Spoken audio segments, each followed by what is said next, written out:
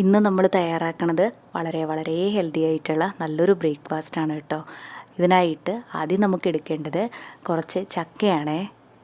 ഇനിതായി ചക്കയുടെ കുരുവൊക്കെ ഒന്ന് മാറ്റിയ ശേഷം ചെറിയ പീസസ് ആയിട്ട് മുറിച്ചിട്ടെടുക്കാം. ദാ ഇതുപോലെ. നമ്മൾ ഈ ചക്ക കൊണ്ട് ആദ്യം തയ്യാറാക്കുന്നത് ചക്കപ്പൊടിയാണ്. സാധാരണ നമ്മൾ ഈ ചക്കയൊക്കെ ഉണങ്ങി പൊടിച്ചെടുത്ത് കഴിയുമ്പോൾ ചെറിയൊരളവിൽ മാത്രമേ നമുക്ക് കിട്ടുള്ളൂ. അതുകൊണ്ട് ചക്കയൊക്കെ എടുക്കുമ്പോൾ കുറച്ച് കൂടുതൽ അളവിൽ എടുക്കുന്നതാണ് ഏറ്റവും നല്ലത്. ഇനി ഇതൊന്ന് ആവി കയറ്റി എടുക്കാനായിട്ട് ഒരു പാത്രത്തിലേക്ക് ഇട്ട് കൊടുക്കാം. ഈ ചക്കേനെ നന്നായിട്ട് വേവിച്ചെടുക്കേണ്ട ആവശ്യമൊന്നുമില്ല. 1-2 മിനിറ്റ് നേരം നല്ലപോലെ ഒന്ന് ആവി കയറ്റി എടുത്താൽ തന്നെ മതിയാകും. അതുപോലെ നമുക്ക് വേണമെങ്കിൽ ഈ ഒരു ആവി കയറ്റി എടുക്കാതെ തന്നെ ഈ ചക്ക വെയിലത്ത് വെച്ച് നേരിട്ട് ഉണക്കിയെടുക്കാനും പറ്റുവേ. പക്ഷെ നമ്മൾ അങ്ങനെ ചെയ്യുവാണെങ്കിൽ പെട്ടെന്ന് ഇത് കേടുവന്ന് പോകാനുള്ള സാധ്യതയുണ്ട്. അത് ഒഴിവാക്കാനായിട്ടാണ് നമ്മളിത് ആവി കയറ്റി എടുക്കുന്നത്. ഇതിപ്പോൾ ആവി കയറ്റാനായിട്ട് വെച്ചിട്ട് 2 മിനിറ്റായി. ഇത്രയും മതി. ഇനി നമുക്ക് ഫ്ലെയിം ഓഫ് ചെയ്യാം. ഇത് കുറച്ച് കൂടുതലായിട്ടുള്ളത് കൊണ്ട് ബാക്കിയുള്ളത് ഞാൻ ഇഡ്ഡലിത്തട്ടിൽ വെച്ചാണ് ആവി കയറ്റി എടുക്കുന്നത്. ഇതും 2 മിനിറ്റ് നേരം ഒന്ന് ആവി കയറ്റി എടുത്തു കഴിഞ്ഞാൽ ഫ്ലെയിം ഓഫ് ചെയ്യാം.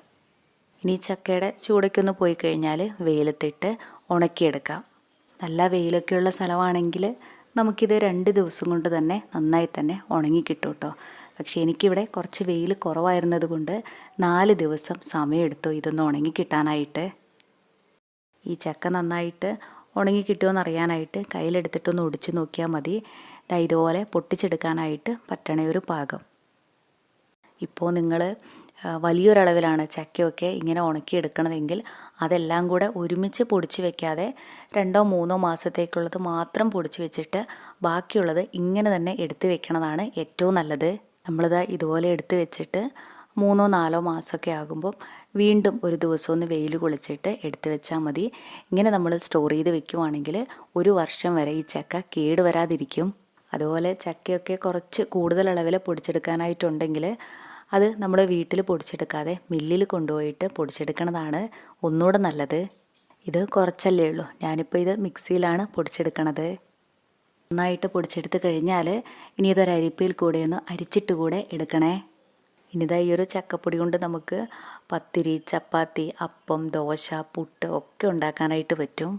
ഞാനിത് പൊടിച്ചെടുത്തിട്ടുള്ളത് പുട്ട് തയ്യാറാക്കാനായിട്ടായതുകൊണ്ട് വലിയ അരിപ്പയിൽ കൂടെയാണിത് അരിച്ചെടുത്തിട്ടുള്ളത്. നിങ്ങൾക്ക് നൈസായിട്ടുള്ള പൊടിയാണ് വേണ്ടതെങ്കിൽ ചെറിയ അരിപ്പയിൽ കൂടെ ഒന്ന് അരിച്ചെടുത്താൽ മതി. ഒരുപാട് ആരോഗ്യ ഗുണങ്ങളുണ്ട് കേട്ടോ ഈ ഒരു ചക്കപ്പൊടിക്ക്. ഇതിൽ ധാരാളം പ്രോട്ടീനും ഫൈബറും അടങ്ങിയിരിക്കുന്നത് കൊണ്ട് തന്നെ ഗ്ലൈസീമിക് ഇൻഡെക്സ് വളരെ കുറവായിരിക്കും. അതുകൊണ്ട് തന്നെ ബ്ലഡ് ഷുഗർ ലെവലൊക്കെ കൺട്രോൾ ചെയ്യാനായിട്ട് പറ്റിയ ഏറ്റവും നല്ല ഫുഡാണിത്. നിങ്ങൾക്ക് ബ്ലഡ് ഷുഗർ ലെവലൊക്കെ കൂടുതലാണെങ്കിൽ ഉറപ്പായിട്ടും ഈ ഒരു ചക്കപ്പൊടി ഡയറ്റിൽ ഉൾപ്പെടുത്തി കഴിഞ്ഞാൽ നല്ല മാറ്റം ഉണ്ടാവും. ചക്കയിൽ ധാരാളം പൊട്ടാസ്യം അടങ്ങിയിരിക്കുന്നത് കൊണ്ട് തന്നെ ബ്ലഡ് പ്രഷർ ലെവലൊക്കെ നിയന്ത്രിക്കാനായിട്ടും ഹൃദയത്തിൻ്റെ ആരോഗ്യത്തിനും നല്ലതായിരിക്കും. കൂടാതെ ഇതിൽ ധാരാളം വൈറ്റമിൻസും ആൻറ്റി ഓക്സിഡൻസും അടങ്ങിയിരിക്കുന്നത് കൊണ്ട് തന്നെ രോഗപ്രതിരോധ ശേഷി കൂട്ടാനായിട്ടും ക്യാൻസറിനെ പ്രതിരോധിക്കാനായിട്ട് കൊളസ്ട്രോൾ കുറയ്ക്കാനായിട്ട് നല്ല ദഹനത്തിന് എല്ലുകളെ ബലപ്പെടുത്താനായിട്ട് തൂക്കം കുറയ്ക്കാനായിട്ട് കണ്ണിൻ്റെ ആരോഗ്യത്തിന് മുടിയുടെ നല്ല വളർച്ചയ്ക്ക് അങ്ങനെ ഒരുപാട് പറഞ്ഞാൽ തീരാത്തത്ര ആരോഗ്യ ഗുണങ്ങളുണ്ട് കേട്ടോ ഈ ഒരു ചക്കയ്ക്ക്. അപ്പോൾ ചക്കയൊക്കെ കിട്ടുമെങ്കിൽ ഉറപ്പായും ഇതുപോലെ ഒന്ന് ഉണക്കി എടുത്ത് വെക്കണേ. അപ്പോൾ നമുക്ക് 1 വർഷം വരെ ഉപയോഗിക്കാനും പറ്റുമല്ലോ. ഇനിതാ ഈ ഒരു ചക്കപ്പൊടി കൊണ്ട് പുട്ട് തയ്യാറാക്കാനായിട്ട് ഒരു പാത്രത്തിലേക്ക് 3/4 കപ്പ് ചക്കപ്പൊടിയും പാകത്തിനുള്ള ഉപ്പും കൂടെ ഇട്ട് കൊടുത്ത ശേഷം നല്ലപോലെ ഇതൊന്ന് യോജിപ്പിച്ച് കൊടുക്കാം. ഇനി ഇതിലേക്ക് കുറേശ്ശെ വെള്ളം തളിച്ചു കൊടുത്തിട്ട് ഇതൊന്ന് നനച്ചെടുക്കാം. നമ്മൾ സാധാരണ പുട്ടുപൊടി നനച്ചെടുക്കാറില്ലേ അതുപോലെ തന്നെ.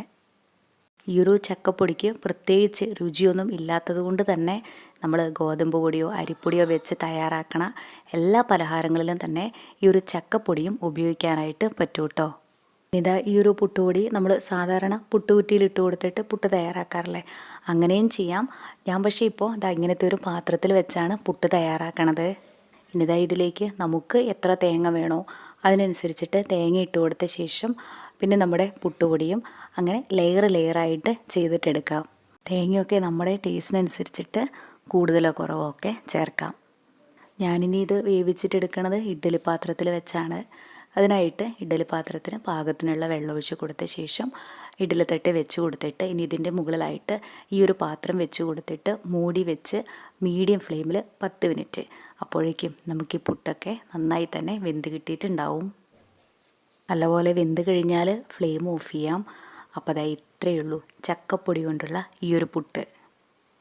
ഇത് കഴിക്കാനായിട്ടും നല്ല രുചിയാണ്, അതുപോലെ നമ്മുടെ ആരോഗ്യത്തിനും നല്ലതാണല്ലോ.